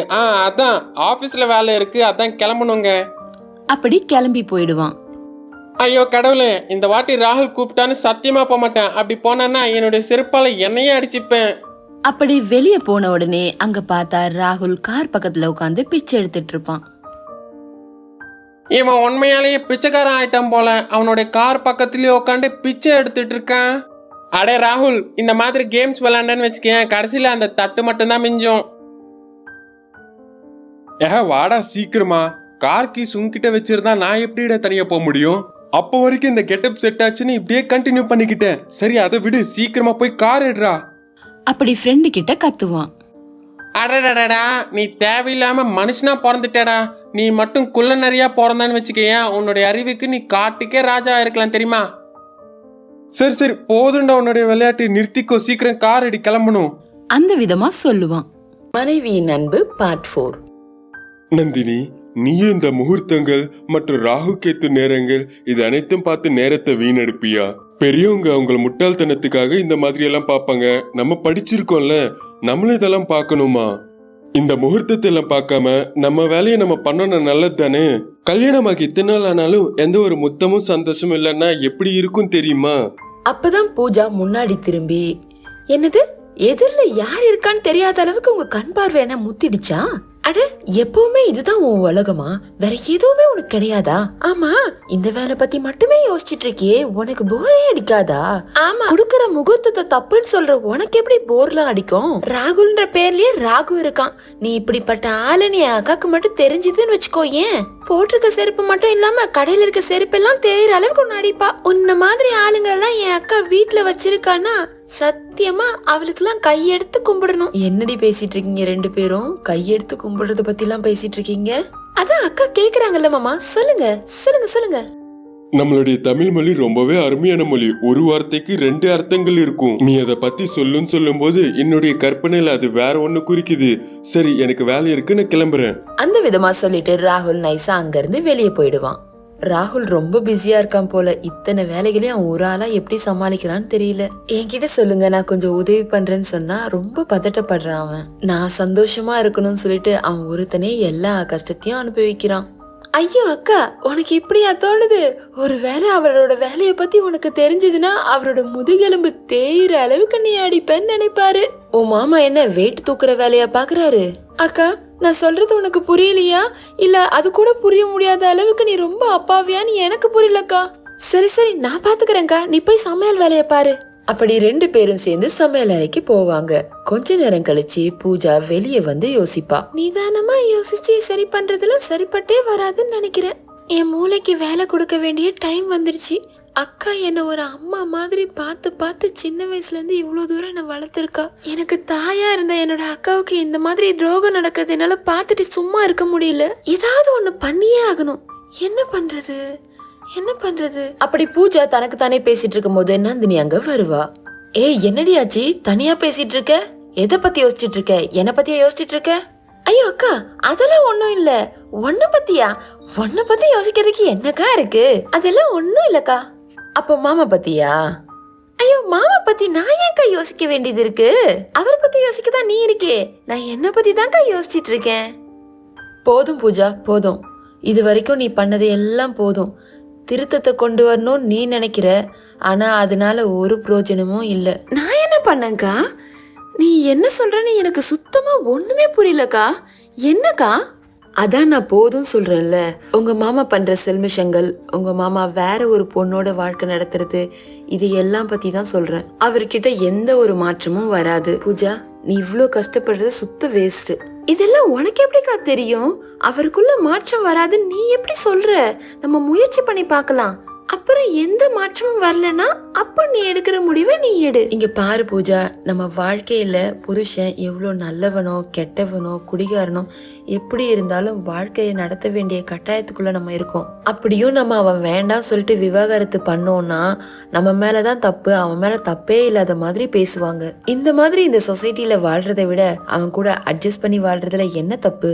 அதுலயும் இந்த மாதிரி விஷயம்லாம் எனக்கு தெரியக்கூடாதுன்னு பயப்படுறானா எனக்கு கொஞ்சமாவது கௌரவத்தை தரான்னு தானே அர்த்தம். நம்மள மாதிரி ஏழ்மையான நிலையில இருந்து வந்த பொண்ணுங்க இதை தவிர வேற என்ன யோசிக்க முடியும் சொல்லு? ஒழுங்கா போய் படிக்கிற வேலைய பாரு. அப்படி சொன்னதும் பூஜா எதுவுமே சொல்லாம அங்க இருந்து அமைதியா போயிடுவா. கொஞ்ச நேரம் கழிச்சு கோமலி கிட்ட இருந்து கால் வரும். பூஜா, நீ எனக்கு கொஞ்சம் வந்து ஹெல்ப் பண்ண முடியுமா? நாளைக்கு என்னோட பாய் ஃப்ரெண்டுக்கு பர்த்டே இருக்கு. ஸோ அதனால ரூம் எல்லாம் டெக்கரேட் பண்ணணும். அதனால நீ எனக்கு கொஞ்சம் வந்து உதவி பண்றியா? சரி, நான் வரேன். அப்படி சொல்லிட்டு கோமலி வீட்டுக்கு போவா. கோமலிக்காக எல்லா உதவியும் செய்வா பூஜா. அப்படி செஞ்சு முடிக்கிறதுக்குள்ளேயே இருட்டிடும். சரி கோமலி, ரொம்பவே இருட்டிடுச்சு. என் அக்கா என்ன ரொம்ப தேடுவாங்க. நான் இப்ப போயிட்டு நாளைக்கு வரேன். என்ன நீ இவ்ளோ நேரம் உதவி பண்ணிட்டு இப்ப போய் கிளம்புறேன்னு சொல்ற? கேக் கட் பண்ற வரைக்கும் நீ இருக்கலாம்ல. இங்க பாரு, பேசிட்டு இருக்கும் போதே ராகுல் உன்னோட துணைக்கு வந்துட்டான். சரி, இப்ப நான் போயிட்டு நாளைக்கு வரேன். அப்படி வெளியே வந்து ஆட்டோ கூப்பிடலான்னு நினைக்கும் போது பூஜாக்கு ஞாபகம் வரும். தன்னோட பர்ஸாவை மறந்து உள்ள வச்சுட்டு வந்தது. அதனால எடுக்க உள்ள போவா. கோமலி, என் பர்த்டே நாள் அதுவுமா நான் கேட்டது எனக்கு தரலாம்ல. நீ எனக்கு எந்த கிஃப்ட் கொடுத்தாலும் அதுல கிடைக்காத சந்தோஷம் நான் கேக்குறதுல நீ கொடுத்தா கிடைக்கும். என்னுடைய பர்த்டே நாள் அதுவுமா நான் இந்த அளவுக்கு கெஞ்சணுமா? புரிஞ்சுக்கோ. இவ்ளோ கியூட்டா கேட்கும் போது என்னால கொடுக்காம இருக்க முடியுமா? ஆனா எல்லாமே கேக் கட்டிங் முடிஞ்ச பிறகுதான். ஓகேயா? நோ நோ நோ, என்னுடைய வேகம் குறைஞ்ச பிறகுதான் கேக் கட்டிங்க. அப்படி கோமலியை தூக்கிட்டு உள்ள கூட்டிட்டு போவான் ராகுல். அத நேர்ல பார்த்த பூஜா ரொம்பவே வருத்தப்பட்டுட்டு தன்னோட ஹேண்ட்பேக் எடுத்துட்டு போயிடுவா. சீச்சி, இந்த மாதிரி கொடுமைகளை நான் எத்தனை நாள் தான் பார்க்க வேண்டியது இருக்கும்னே எனக்கு தெரியல. இந்த மாதிரி ஆளுங்கெல்லாம் இருக்கவே கூடாது. கோமலி கிட்ட ராகுல் இப்படிப்பட்டவன் சொல்லிட்டா, ஆனா அவளுக்கு தெரிஞ்சுதானே இது எல்லாமே நடக்குது. அதனால அவகிட்ட சொல்றதுனால எந்த ஒரு பிரயோஜனமும் கிடையாது. ராகுல் வந்து சொல்ற பேச்ச கேட்டு திருந்துற ஆளும் கிடையாது. சரி, போலீஸ் கம்ப்ளைண்டாவது கொடுக்கலான்னு பார்த்தா அக்கா ரொம்ப வருத்தப்படுறாங்க. எல்லா கதவும் மூடி இருக்கு. இப்ப என்ன பண்றது? இப்படியே பார்த்துக்கிட்டு சும்மா தான் இருக்கணுமா? வேற வழியே இல்லையா? கடவுளே, ஏன் இப்படி பண்ற? அப்படி யோசிச்சுக்கிட்டே வீடு வந்து சேர்ந்துருவா பூஜா. அப்படி கவலையோட பூஜா வீட்டுக்குள்ள வந்துட்டு இருக்கும் போது அவளோட அக்கா தனக்காக வெயிட் பண்றத அவ பாப்பா. அட என்ன அக்கா, இவ்வளவு நேரம் ஆகியும் தூங்காம வெயிட் பண்ணிட்டு இருக்க? யாருக்காக தான் வெயிட் பண்ற? அது ஒன்னும் இல்லடி, உங்க மாமாக்கு இன்னைக்கு பர்த்டே இல்ல, அதுக்காக கேக் கட் பண்ணலான்னு வந்தேன். ஆனா அவர் அர்ஜென்ட் வேலைன்னு சொல்லிட்டு வேகமா கிளம்பி போயிட்டாரு. அதான் அவருக்காக வெயிட் பண்ணிட்டு இருக்கேன். அக்கா, நீ மாமா மேல வச்சிருக்க அன்புல 1% கூட அவர் பேர தகுதியே இல்லாதவருக்கா. அவர் தான் பிஸி வேலைன்னு சொல்லிட்டு கிளம்பி போயிட்டாருல. நீ காத்திருந்தா மட்டும் அவர் திரும்பி வந்துருவாரா என்ன? அவர் வந்த பிறகு கேக் கட் பண்ணிக்கலாம். நீ போய் தூங்குக்கா. நீ போய் தூங்குடி, நான் அவர் வரான்னு கொஞ்ச நேரம் இருந்து பார்த்துட்டு வரேன். அக்கா, தயவு செஞ்சு நீ போய் தூங்குக்கா. அவர்லாம் வரமாட்டாரு. அவர் தான் பிஸியா இருக்கேன்னு சொன்னாருல உன்கிட்ட. நீ எவ்வளவு நேரம் எதிர்பார்த்துட்டு இருந்தாலும் அவர்லாம் வரவே மாட்டாரு. நீ போக்கா. அப்படி சொல்லிட்டு கோபமா நடந்து போவா பூஜா. அட, பூஜா ஏன் இவ்ளோ கோவப்பட்டு போறா? ஒருவேளை காலேஜ்ல ஏதாவது பிரச்சனையா இருக்குமோ? பாவம் சின்ன பொண்ணு, எல்லாத்தையும் மனசுக்குள்ளேயே போட்டு புழுங்கிட்டு இருக்கா போல. பூஜா ரூம்க்கு அவ போவா. பூஜாவோட தலைய தன்னோட மடி மேல வச்சு அவ தலைய தடவி விட்டுக்கிட்டே ராகுலுக்காக வெயிட் பண்ணிட்டு இருப்பா. நந்தினி 5. என்ன ஏன் அதுக்குள்ள கிளம்பிட்ட? இன்னும் கொஞ்ச நேரம் இருக்கலாம்ல, அதான் உனக்கு பிடிச்சிருக்குன்னு சொன்னல. ஹே, கொஞ்சமாவது புரியுதா உனக்கு? அதான் போதும் சொல்றேன்ல. எல்லா வாட்டியும் உனக்கு பிடிச்ச மாதிரியே நடந்துக்கணுமா? அட, அது என்ன கோமலி இப்படி பேசுற? நான் எப்பவுமே உன்னுடைய பேச்சு தானே கேட்கறேன். அது மட்டும் இல்லாம இந்த சின்ன விஷயத்துல மட்டும் தான் 1க்கு 2 வாட்டி கேட்கறேன். என்னவா வேணா இருக்கட்டும், நீ எல்லா தடவையும் என் மூட ஸ்பாயில் பண்ணிட்டு இருக்க. உன் பர்த்டேக்காக எவ்வளோ ஸ்பெஷலா நான் எவ்வளோ கஷ்டப்பட்டு ரெடி பண்ண தெரியுமா? ஆனா அது எதுவுமே உனக்கு தேவையில்லை. உனக்கு தேவையானது இது மட்டும்தான். இது தவிர வேற எதுவுமே உனக்கு தேவையில்லை. உன்னை பத்தி மட்டும்தான் நீ யோசிப்ப, சரியா? இவ அனைத்து நீ கஷ்டப்பட்டு பண்ணியா? நீ என்னவோ இஷ்டப்பட்டு பண்ணேன்னு நான் நினைச்சேனே. சரி, அப்படின்னா நீ சொன்ன மாதிரியே நான் பண்றேன். நெக்ஸ்ட் என்ன பண்ணணும்னு சொல்லு. இப்படி ஓவரா பேசுறத கொஞ்சம் நிறுத்திட்டு உன் பெட் மூட்ல இருந்து கொஞ்சம் வெளியே வா. வெளியே வந்தன்னா அந்த கேக்க கொஞ்சம் கட் பண்ணிட்டு நம்ம போய் படுத்து தூங்கலாம். அப்படி சொன்னதோ ராகுல் கேக்க போய் கட் பண்ணிட்டு 2 பேரும் கொஞ்சம் கொஞ்சம் சாப்பிட்டு முடிச்சிட்டு கோமலிய கொண்டு போய் படுக்க வச்சு தூங்க வச்சிருவான். தூங்க வச்சுட்டு அங்க இருந்து கிளம்பிடுவான். ராகுல் வீட்டுக்கு போனதும் நந்தினி வேகமா அவன்கிட்ட ஓடி வருவா. வந்துட்டீங்களாங்க? நான் உங்களுக்காக தான் ரொம்ப நேரமா வெயிட் பண்ணிட்டு இருக்கேன். சரி, ஒரு நிமிஷம் இங்க உட்காருங்க, நான் இப்ப வந்துடுறேன். என்ன இந்த நடுராத்திரி வேலையெல்லாம், இந்த வெயிட்டிங்கு? ஏதாச்சும் இருந்தா நாளைக்கு காலையில பேசிக்கலாம்ல. இன்னைக்கு உங்களோட பர்த்டே இல்ல, அதனாலதான் கேக் கட் பண்ண வைக்கலாம்னு நினைச்சேங்க. ஆமா, உங்களுக்கு ஏதோ வேலை இருக்குன்னு சொல்லிட்டு போயிருந்தீங்கல்ல. சரி, பரவாயில்ல, நம்ம நாளைக்கு மார்னிங் வெட்டிக்கலாம். இப்ப நீங்க போய் படுத்து தூங்குங்க. அப்படி சொல்லிட்டு அந்த கேக்க ஃப்ரிட்ஜுக்குள்ள வச்சிருவா. மறுநாள் காலையில ராகுல் எழுந்து பார்த்தா வீடு முழுசா ரொம்ப அழகா டெக்கரேட் பண்ணிருக்கோம். அதே மாதிரி நந்தினியும் ரொம்ப அழகா ரெடி ஆயிருப்பா. எழுந்துட்டீங்களா? சரி, சீக்கிரம் போய் குளிச்சுட்டு ரெடி ஆகி வாங்க. நான் கோவிலுக்கு போயிட்டு வந்திருக்கேன். வந்த பிறகு பிரசாதம் சாப்பிடலாம். இதெல்லாமே யார் பண்ணாங்க? நம்ம வீட்ல என்ன தவிர வேற யாருங்க பண்ணுவா? நான் தான் பண்ணேன். உங்களோட பர்த்டே அன்னைக்கு உங்கள மாதிரியே வீடும் ரொம்ப ஸ்பெஷலா இருக்கணும்ல, அதுக்காக தான். சரி சரி, நீங்க போய் சீக்கிரமா ரெடி ஆயிட்டு வாங்க. அப்படி சொல்லிட்டு நந்தினி அந்த ரூம்ல இருந்து வெளியே போயிடுவா. ராகுல் கொஞ்ச நேரத்துல ரெடி ஆகி வருவான். வந்துட்டீங்களா? வாங்க உட்காருங்க. உங்களுக்கு ரொம்ப பிடிக்கும்னு பாயசம் செஞ்சிருக்கேன். அதுவும் இல்லாம புளி சாதம் கூட உங்களுக்கு ரொம்ப பிடிக்கும்ல, அதையும் செஞ்சிருக்கேன். இன்னைக்கு எல்லாமே உங்களுக்கு பிடிச்சதுதான். எது வேணுமோ வயிறார சாப்பிடுங்க. இவ்வளவு கஷ்டப்பட்டு நீ இதெல்லாம் எதுக்காக பண்ணணும் நந்தினி? ஐயோ, கஷ்டப்பட்டு செஞ்சனா? இது எல்லாமே மனசு ஃபுல்லா இஷ்டத்தோட தான் செஞ்சேன். இது எல்லாத்தையும் நீங்க மிச்சம் வைக்காம சாப்பிட்டீங்கன்னா எனக்கு அதுதான் ரொம்ப சந்தோஷம். அப்படி அவ சொல்லிட்டு இருக்கும் போது பூஜா அங்க வருவா. அக்கா, நேத்து நைட்டு வெளியே போயிட்டு வந்தாருல, அங்க இது எல்லாத்தையும் சாப்பிட்டுருப்பாரு. அதனால அவரால இப்ப சாப்பிட முடியுமா என்ன? லேட் நைட் சாப்பிட்டதால வயிறு அப்செட்டா கூட ஆயிருந்திருக்கலாம். ஐயோ, அப்படியாங்க? சரி விடுங்க, உங்களுக்கு சாப்பிடணும்னு தோணும் போது மட்டும் நீங்க சாப்பிடுங்க. சரி, நீ சாப்பிட்டியா? இல்லங்க, நீங்க சாப்பிட்ட பிறகு நான் சாப்பிடுறேன். அப்போ சரி, இங்க உட்காரு, 3 பேர் சேர்ந்து சாப்பிடலாம். அவங்க 3 பேரும் ஒன்னா உட்காந்து சாப்பிட்டுட்டு இருப்பாங்க. அப்படி சாப்பிட்டுட்டு இருக்கும் போது ராகுலுக்கு ஒரு ஃபோன் வரும். இந்தாங்கங்க உங்களுக்கு ஃபோன் வருது. ஏதோ ஆபீஸ் கால் நினைக்கிறேன், கோமலின்னு போட்டிருக்கு. ஆபீஸ் அவங்க தான் இப்பயே வந்துடுறேன்னா. போனை எடுத்துக்கிட்டு வெளியே போயிடுவான். ராகுல், உன்னோட பர்த்டேன்னு சொல்லிட்டு ஃப்ரெண்ட்ஸ் எல்லாரும் பார்ட்டி கேட்டிருக்காங்க. அதனால ஈவினிங் பப்ல வைக்கிறேன்னு சொல்லியிருக்கேன். அதுக்கு தேவையான மணியை நீ அனுப்பிடு. ஈவினிங் நீயும் வரல? எனக்கு கொஞ்சம் வேலை இருக்கு, நான் அப்புறமா ஜாயின் பண்ணிக்கிறேன். நீங்க என்ஜாய் பண்ணுங்க. சரி, எல்லா வாட்டியும் நீ இப்படிதானே சொல்லுவ. நீ லேட்டா வந்து ஜாயின் பண்ணிக்கோ, ஆனா முன்னாடியே பணத்தை அனுப்பிடு. இப்படி சொல்லிட்டு கோமலி காலை கட் பண்ணிடுவா. ராகுலும் பணத்தை அனுப்பிட்டு நந்தினி கிட்ட போவான். ஆமா நந்தினி, நான் உன்னை எப்பயும் கேட்டதில்ல, உனக்கு ஃப்ரெண்ட்ஸ் இல்லையா? இப்படி கேக்குற அளவுக்கு நீங்க அக்காக்கு எப்பவுமே டைம் கொடுத்தது இல்ல மாமா. முன்னாடியே கொடுத்திருந்தீங்கன்னா என்னவோ உங்களுக்கு தெரிஞ்சிருக்கலாம். சும்மா இருடி, சின்னவங்க பெரியவங்க மரியாதை இல்லாம எப்படி இப்படி பேசுற? அவருக்கு ஆபீஸ்ல 1008 வேலை இருக்கும். எல்லா விஷயத்தையும் அவர் ஒருத்தரா தான் ஹேண்டில் பண்ணி ஆகணும். ஆமா, கல்யாணம் ஆகி எங்களுக்கு எத்தனை வருஷம் ஆகுது? இப்பதானே கல்யாணம் ஆயிருக்கு. கொஞ்சம் கொஞ்சமா தான் தெரிஞ்சுக்க முடியும். அதுக்குள்ள நான் எங்க ஓடிட போறேன்? ஃப்ரெண்ட்ஸ் இருக்கான்னு கேட்டீங்கல்லங்க, எனக்கு ஃப்ரெண்ட்ஸ் இருக்காங்க. காலேஜ் படிக்கும் போது எனக்கு நிறைய ஃப்ரெண்ட்ஸ் இருந்திருக்காங்க. ஆனா கல்யாணம் ஆயிட்ட பிறகு பசங்களுக்கு இருக்கிற ஃப்ரீடம் பொண்ணுங்களுக்கு இருக்காதுல்லங்க. ஸோ நாங்க மெதுவா ஃப்ரெண்ட்ஸை மறந்துடுவோம். ஆனா கல்யாணம் ஆன பொண்ணுங்க எல்லாருக்குமே அவங்களோட புருஷன் தானங்க ஃப்ரெண்ட்ஸ், கார்டியன் எல்லாமே.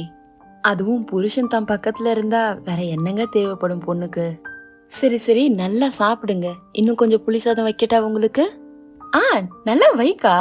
புளி சாதம் கிளறதும் புளி சாதம் வைக்கிறதும் மாமாக்கு ரொம்ப பிடிக்கும். அதாவது பிடிக்கும்னா எனக்கு பிடிக்கும், ஆனா அந்த அளவுக்கு பிடிக்காது. நான் அப்புறமா சாப்பிடுறேன். அப்படி எழுந்து போயிடுவான். என்ன இந்த டிஃபரன்ஸ்? கோமலி நான் இல்லாட்டியும் சரி அவங்க ஃப்ரெண்ட்ஸ் கூட என்னுடைய பர்த்டே பார்ட்டியை என்ஜாய் பண்றேன்னு சொல்றா. ஆனா நந்தினி மட்டும் அவளுக்கு தெரிஞ்ச எல்லாரையும் விட்டுட்டு நான் தான் அவளுடைய உலகம்னு இருக்கா. அவ என்னடான கஷ்டப்பட்டு இந்த சர்ப்ரைஸை பிளான் பண்ணேன்னு சொல்றா. ஆனா நந்தினி என்னமோ என்னுடைய கம்ஃபர்ட்காக அவளுடைய எவ்ரி செகண்டை எனக்காக ஸ்பெண்ட் பண்றா. என்னவோ ஒவ்வொரு மனுஷன் ஒவ்வொரு மாதிரி. 2 பேருக்கும் நிறைய வித்தியாசம் இருக்குல்ல. கோமலியை நான் டூருக்கு கூட்டு போனாலும், இல்ல கிஃப்ட் வாங்கிட்டு கொடுத்தாலும், இல்ல ஷாப்பிங் கூட்டு போனாலும் அந்த அளவுக்கு கிடைக்காத சந்தோஷம் நான் நந்தினி பக்கத்துல கொஞ்ச நேரம் ஸ்பெண்ட் பண்ணா. அதே விதமா அவ கூட உட்காந்து அவளுடைய நலம் விசாரிச்சு பேசினா ரொம்பவே சந்தோஷப்பட்டு ஆனந்தமா இருக்க. ஒருவேளை இதுதான் மனைவி அன்பு போல. அப்படி உட்காந்து யோசிச்சுட்டு இருக்கும் போது நந்தினியோட சத்தம் கேட்கும். சாப்பிட்டீங்கல்ல, கொஞ்சம் போய் ரெஸ்ட் எடுத்துக்கோங்க. இல்ல நந்தினி, உனக்காக சமையல்ல உதவலான்னு இருக்கேன். ஆமா, மத்தியானத்துக்கு சமையல் என்ன செய்ய போற? என்ன, நான் சமைக்கிறதுக்கு நீங்க உதவி பண்ண போறீங்களா? நிஜமா இந்த நாள் சரித்திரத்துல இடம் பெற போகுதுங்க. இதை விட பெரிய சந்தோஷம் வேற என்னங்க எனக்கு இருக்க போகுது? வாங்க சேர்ந்தே சமைக்கலாம். நீங்க என் பக்கத்துல இருந்தா எனக்கு அதுவே போதும். அப்படி ராகுல கிச்சனுக்கு அழைச்சிட்டு போவா. ராகுல் பக்கத்துல இருக்கிறத பார்த்து நந்தினி ரொம்பவே சந்தோஷப்படுவா. நந்தினியோட சந்தோஷத்தை அவ முகத்துல பார்த்து ராகுல் உறைஞ்சி போவான். பார்க்கவே எவ்வளவு அழகா இருக்குல்ல. இதே மாதிரியே அக்காவும் மாமாவும் எப்பவும் ஒன்னா இருந்தா எவ்வளவு சந்தோஷமா இருக்கும். இந்த நாளுக்காக தான் நான் இவ்வளவு நாள் காத்துட்டு இருந்தேன். எப்படியோ ஒரு வழியா இந்த நாள் வந்துடுச்சு. அக்காவோட கண்கள்ல எவ்வளவு ஒரு சந்தோஷம். இந்த நாள் அப்படியே தொடர்ந்தா எவ்வளவு நல்லா இருக்கும். இந்த விதமா பூஜா மனசுல சந்தோஷப்பட்டுட்டு இருப்பா. மனைவியின் அன்பு பார்ட் 6. நந்தினி, ராகுல், பூஜா 3 பேரும் ஒன்னா உட்காந்து சாப்பிட்டுட்டு இருப்பாங்க. இப்படி எல்லாரும் ஒன்னா உட்காந்து சாப்பிடுறது ரொம்ப சந்தோஷமா இருக்குல்லக்கா. என்னைக்கு இருந்தாலும் நம்மளோட வீட்டாளுங்க நம்மள சுத்தி இருந்து நம்ம கூட ஒன்னா இருக்கிறது தானே சந்தோஷமே. நீங்க தாங்க என்னோட சந்தோஷமே. நீங்க இருந்தா நான் எப்பவுமே ரொம்ப சந்தோஷமா இருப்பேன். இப்படி நந்தினி பேசிட்டு இருக்கும் போது ராகுலுக்கு போன் கால் வரும். ராகுல் ரொம்பவே பதட்டத்தோட தன்னோட போனை சுத்தி முத்தி தேடிட்டு இருக்கும் போது, சாப்பிட்டுட்டு தானுங்க இருக்கீங்க, முதல்ல சாப்பிட்டு முடிங்க. 2 நிமிஷம் கழிச்சு போன் அட்டன் பண்ணா ஒன்னும் மாறிடாது. அப்படியெல்லாம் கிடையாது, ஒருவேளை இம்பார்ட்டன்ட் காலா இருக்கலாம்ல. நான் யாருன்னு பாக்குறேன், நீங்க சாப்பிட்டுட்டு இருக்கீங்கன்னு நான் சொல்றேன். சாப்பிட்டு முடிச்சிட்டு நீங்க போய் பேசிக்கோங்க. இப்படி சொல்லிட்டு போன் அட்டன் பண்ணுவா நந்தினி. ஹாய் ஹனி, காலையில ஏதோ ஒரு டென்ஷன்ல உன்கிட்ட பேச முடியாம போயிடுச்சு. அதனால நீ நைட்டு கண்டிப்பா பார்ட்டிக்கு வா. நீ எப்பவும் என்கிட்ட கேப்பல 2 பேரும் தனியா இருக்கணும், ஏதாவது ஒண்ணு பண்ணணும்னு. இன்னைக்கு நைட் பார்ட்டி முடிஞ்சதும் உன் இஷ்டத்துக்கு என்ன வேணா பண்ணு, நான் ஒன்னும் சொல்ல மாட்டேன். என்ன தேவையோ எல்லாத்தையும் நீ எடுத்துக்கோ. பார்ட்டிக்காக இல்லைனாலும் இதுக்காக நீ வருவன்னு எனக்கு தெரியும். அவகிட்ட ஏதாவது போய் சொல்லிட்டு நீ வந்துரு. சரி, என் ஃப்ரெண்ட்ஸ் என்ன கூப்பிடுறாங்க, நான் கிளம்புறேன், பாய் அப்படின்னு சொல்லிட்டு போனை கட் பண்ணிடுவா கோமலி. யாரு கோமலி போன்ல? யாரு கோமலி? என்ன கோமலின்னு கூப்பிடுறீங்க? ஓஹோ, உனக்கு அப்படி புரிஞ்சுதா? நான் ஒன்னும் உன்னை கோமலின்னு கூப்பிடல, போன்ல யாரு கோமலியான்னு கேட்டேன். ஆமா, கோமலி தான். இதற்காக திடீர்னு உன்னுடைய மூஞ்சிய சோகமா வச்சுக்கிட்ட என்னுடைய போனுக்கு இன்னொரு பொண்ணு கால் பண்ணான்ட்டா. அவங்க ஒன்றும் பொண்ணு கிடையாது, அவங்க எங்களோட ஆஃபீஸோட இம்பார்ட்டன்ட் கிளைண்ட், அதனால இம்பார்ட்டண்டா இருக்கும், நான் பேசிட்டு வரேன். அப்படி போனை எடுத்துக்கிட்டு வெளியே கிளம்பி போயிடுவான் ராகுல். எத்தனை தடவை கால் பண்ணாலும் கோமலி அட்டன் பண்ணாததால திரும்ப வீட்டுக்குள்ள வந்துருவான் ராகுல். எவ்வளோ முக்கியமான காலா இருந்தாலும் சாப்பிடுறத விட்டுட்டு இந்த மாதிரி எந்திரிச்சு போறது எனக்கு சுத்தமா பிடிக்காது. அதே மாதிரி இது கரெக்டான விஷயமும் கிடையாது. என்ன இருக்கும், ஒருவேளை கோமலி விளாண்ட பேசியிருப்பாளா? ஒருவேளை இவளுக்கு கோமலி பத்தி முழுசா தெரிஞ்சிருச்சோ? அப்படி உள்ளுக்குள்ள நினைச்சுப்பான். ஆனா வெளிய மட்டும் இவ்ளோ சின்ன விஷயத்தை ஏன் இப்படி பெருசாக்குற நந்தினி? அதான் இப்ப சொல்லிட்டேல்ல, இனிமேல இருந்து சாப்பிட்டுட்டு இருக்கும் போது ஏஞ்சிக்க மாட்டேன், சரியா? இப்படி எல்லா விஷயத்திலயும் அக்காவோட பேச்ச மாமா கேட்டிருந்தா நல்லா இருந்திருக்கும். சரி சரி, சாப்பிட்டு முடிக்க பாருங்க. எப்போவோ எபிசோட் ஸ்டார்ட் ஆகும் போது சாப்பிட ஆரம்பிச்சோம்.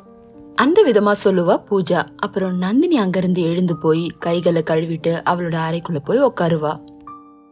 என்ன ஆயிருக்கும்? அக்கா எதுக்காக திடீர்னு சாப்பாடை விட்டு எழுந்து போனா? உடனே நந்தினி போன அறைக்குள்ள அவளும் கிளம்பி போவா. உள்ள போய் பார்த்தா நந்தினி உட்காந்து அழுதுட்டு இருப்பா. அக்கா என்னாச்சுக்கா, ஏன் இப்படி உட்காந்து அழுதுட்டு இருக்க? இதுக்கு முன்னாடி உங்க மாமாக்கு வந்த போன்ல அவங்க பேசின பேச்சும் அதுக்கு உங்க மாமா சொல்ற பொய்யும் இதெல்லாம் பார்த்தா உங்க மாமாக்கு துளி கூட என் மேல விருப்பம் இல்லைன்னு தோணுது. அது மட்டும் இல்லாம அவருக்கு பிடிச்ச லைஃப்ல வாழ விடாம நான் ஒரு தடங்களா இருக்கணும்னு தோணுது. அந்த கவலைகள்லாம் சேர்ந்துதான் என் கண்ணுல இருந்து தண்ணியா வெளியே வருது. அக்கா, எல்லாம் தெரிஞ்ச நீயே இப்படி பேசினா எப்படிக்கா? லாஸ்டா மாமா கிட்ட ஒரே ஒரு வார்த்தை கேட்டு பாத்துருவோமா? இப்படி கவலைப்பட்டுட்டு எத்தனை நாளுக்கா இருக்க போற? வேணாண்டி, இப்படி போய் சொல்லியாவது எனக்கு தெரிய விடாம பாத்துக்கணும்னு நினைக்கிறாரு அவரு. ஒருவேளை எனக்கு தெரிஞ்சதுன்னா இன்னும் எவ்வளவு கீழ்த்தரமா நடந்துப்பாரோ என்னவோ. போலீஸ் கம்ப்ளைண்ட் கொடுத்துடலாமாக்கா? ஏன்னா வீட்டுல மனைவி வச்சுக்கிட்டு வெளியில கள்ள தொடர்பு வச்சிருக்காருன்னு கம்ப்ளைண்ட் கொடுத்தா? இங்க பாரு பூஜா, போலீஸ் கேஸ்லாம் கொடுத்தோம்னா அவங்க 2 பேரையும் பார்க்க விடாம தடுக்கலாம். ஆனா அவங்க 2 பேரையும் பிரிக்க முடியாது. தேவையில்லாம நம்மளோட வாழ்க்கைய போலீஸ் ஸ்டேஷன் வரைக்கும் கொண்டு போய் 4 பேருக்கு தெரிஞ்சு நம்மள அசிங்கப்படுத்தி கஷ்டப்படுறதை விட வீட்டுக்குள்ளேயே அழறது எவ்வளவோ மேல். சரி சரி, நீ கவலைப்படாதக்கா. யாருக்கும் எந்த பிரச்சனையும் வராம இதுக்கான சொல்யூஷனை நம்ம கண்டுபிடிச்சே தீருவோம். இப்படி சொல்லிட்டு அக்காவோட கண்களை தொடச்சு விடுவா பூஜா. அதே சமயத்துல ராகுல் வேகமா கதவு திறந்துகிட்டு உள்ள வருவான். நந்தினி, இன்னைக்கு என்னுடைய ஆபீஸ்ல ரொம்பவே அர்ஜென்ட்டான வேலை இருக்கு. மேக்சிமம் நைட்டு முழுக்க அங்கேயே நான் தங்கிடுவேன், அதனால எனக்காக வெயிட் பண்ணாத. ஆஃபீஸ்க்கு போறதுக்கு ஏன் மாமா இவ்வளோ சந்தோஷமா போறீங்க? இன்னைக்கு ஆஃபீஸ் லீவ் போட்டேன்னு சொன்னீங்க, அப்புறம் எதுக்கு மறுபடியும் ஆஃபீஸ் போறீங்க? அதான் சொன்னேன்ல அர்ஜென்ட் ஒர்க்குன்னு. அப்பத்திலேருந்து கால் பண்ண கனெக்ட் ஆகல. இப்போ அவங்களே ஃபோன் பண்ணி சீக்கிரமா வர சொல்றாங்க. நைட்டெல்லாம் நிறைய வேலை இருக்கு, நான் போய் பார்க்கணும், சரியா? அப்படி சொல்லிட்டு அங்கிருந்து வேகமா கிளம்பி போவான் ராகுல். இவருக்கு வந்த அந்த ஃபோன் ஆஃபீஸ்ல இருந்து வந்தது கிடையாது, அந்த பொண்ணுகிட்ட இருந்து வந்த ஃபோன். நான் அந்த ஃபோன் அட்டன் பண்ணும்போது அந்த பொண்ணு என்னை ராகுல் நினைச்சு என்னென்னவோ பேசிட்டா. இன்னைக்கு நைட்டு வந்து பார்ட்டி இருக்கணும், அதுக்கப்புறம் நைட்டு என்னென்னவோ வேலை இருக்கணும் அவ சொன்னா. அது என்ன வேலைன்னு என்கிட்ட கேட்காத, நான் சொல்ல விருப்பப்படல. இப்ப வரைக்கும் இவன் என்கிட்ட பொய் மட்டும்தான் சொல்றான். இது வெறும் பொய்யா இல்ல என்னை ஏமாத்துறதுக்காக தான் இது எல்லாமே பண்றானான்னு எனக்கு புரியல.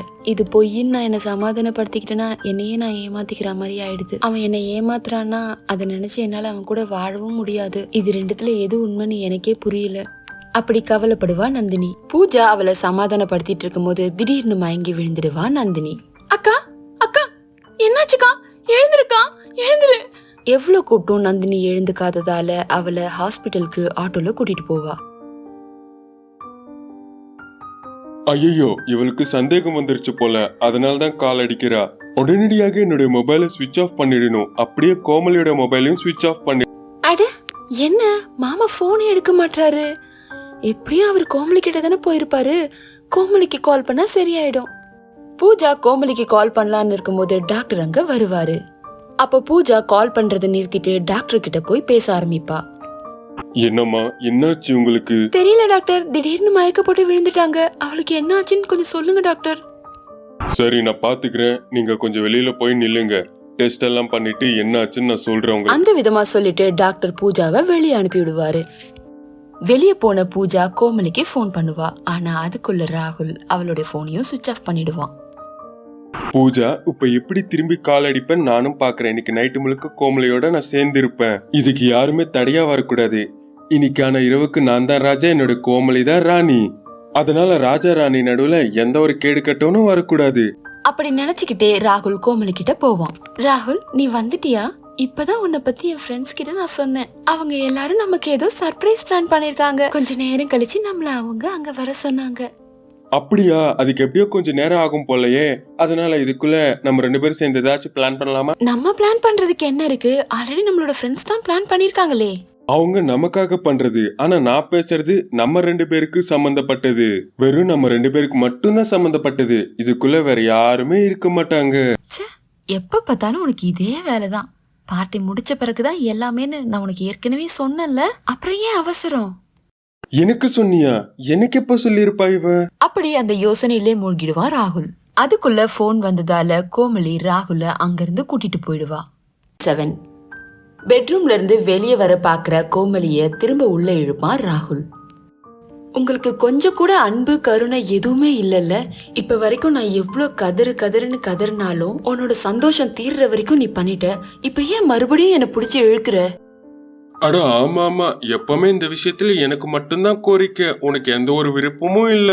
இப்படி ஒரு 6 அடி ஆம்பளை உன்னை இவ்வளவு கிஞ்சி கேக்குறேன் தன்னுடைய மானத்தை விட்டுனா, உனக்கு கொஞ்சம் கூட உன்னுடைய மனசுல இறக்க குணமே இல்லல்ல. உண்மையை சொல்ல போனா உனக்கு தான் பிடிவாதம் அதிகம். கொஞ்சமாச்சு இறக்கி வரியா? என் மேல பரிதாபப்படுறியா? ஒரு வாட்டி நான் சரின்னு சொன்னதுனாலதான் உடம்புல தெம்பே இல்லாம ஆக்கிட்ட. இன்னொரு வாட்டிலாம் என்னால முடியாது. அப்படி சொல்லிட்டு அவ அங்கிருந்து போயிடுவா. அதே சமயத்துல அவளுக்கு ஒரு போன் கால் வரும். ஹலோ பூஜா, சொல்லு பூஜா. அது ஒன்னும் இல்ல கோமலி, நான் உன் வீட்டு பக்கத்துலதான் இருக்கேன். திடீர்னு மந்த்லி ப்ராப்ளம் வந்துருச்சு. அதான் உன் வீட்டுல வந்து ரெஃப்ரெஷ் ஆயிட்டு போலாம்னு உனக்கு கால் பண்ணேன். ஹே என்ன, எதுக்கு இப்படி எல்லாம் பேசிட்டு இருக்க? முதல்ல கிளம்பி வீட்டுக்கு வா, நான் உனக்காக வெயிட் பண்றேன். சரி நான் வந்துடுறேன். அப்படி சொல்லிட்டு கோமலி வீட்டுக்கு பூஜா போறா. கோமலி போன் பேசி முடிச்சிட்டு வீட்டுக்குள்ள வரும்போது ராகுல் ரொம்ப ஆவேசமா வந்து கோமலிய கட்டி பிடிச்சி தூக்குறான். எங்க போவ கோமலி?